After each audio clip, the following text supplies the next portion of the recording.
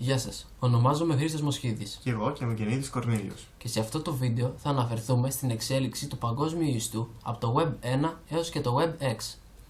Όπως έχει ήδη αναφερθεί, ο παγκόσμιος ιστός δημιουργήθηκε το 1990 από τον Tim Berners-Lee στο CERN, ώστε να μπορούν οι ερευνητές να διαμοιράζονται τα αποτελέσματα των πειραμάτων. Για τον λόγο αυτό, επινόησε το πρωτόκολλο HTTP, Hypertext Transfer Protocol, και τη γλώσσα HTML, Hypertext Markup Language, για την περιγραφή του. Στη συνέχεια, εξαπλώθηκε πολύ γρήγορα και κατέληξε στο διαμοιρασμό εκατοντάδων χιλιάδων πληροφοριών. Η HTML ήταν εργαλείο για λίγους. Ο απλός ο χρήστης είτε έπρεπε να βρει έτοιμες ιστοσελίδες, είτε έπρεπε να μάθει τον HTML κώδικα και να φτιάξει τη δικιά του ιστοσελίδα. Οι ιστοσελίδες ήταν στατικές, δηλαδή δεν ανανεώνονταν, και άμα κάποια ενότητα το έκανε, γινόταν μέσω HTML κώδικα πάλι. Αργότερα, αυτά όλα άλλαξαν με την έλευση του Web 2, του επόμενου σταδίου του παγκόσμιου ιστού. Ο νόμος του Moore λειτουργήσε. Οι τιμές του υλικού εξοπλισμού έπεσαν, ενώ οι επιδόσεις ανέβηκαν. Οι χρήστες μπορούσαν να έχουν ένα προσωπικό υπολογιστή στο σπίτι τους, ενώ οι εταιρείες προσέφεραν χώρο φιλοξενίας ιστότοπων στα μηχανήματά τους. Επιπλέον, αναπτύχθηκαν πιο εύκολοι τρόποι που επέτρεπαν και στον πιο αρχάριο χρήστη να ασχοληθεί με το περιεχόμενο της ιστοσελίδας.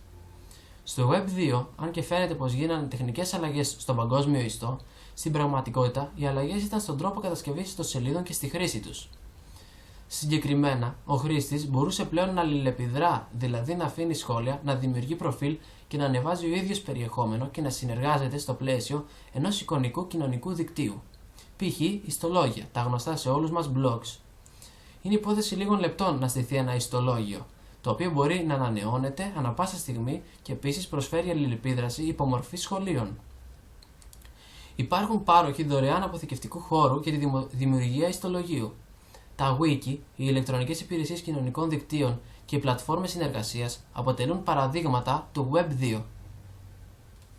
Η μετατόπιση από το Web 1 προς το Web 2 σηματοδοτεί τη στροφή από το στατικό παγκόσμιο ιστό στον κοινωνικό ιστό των χρηστών.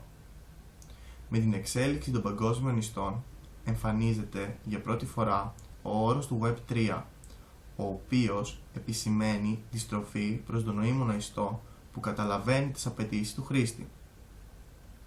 Ο ιστός αυτός, λεγόμενος ως σημασιολογικός, επικεντρώνεται στο περιεχόμενο του ιστότοπου. Έτσι, οι αναζητήσεις μπορούσαν να γίνουν με τη χρήση κανονικών εκφράσεων και προτάσεων και όχι με τη χρήση λέξεων κλειδιών.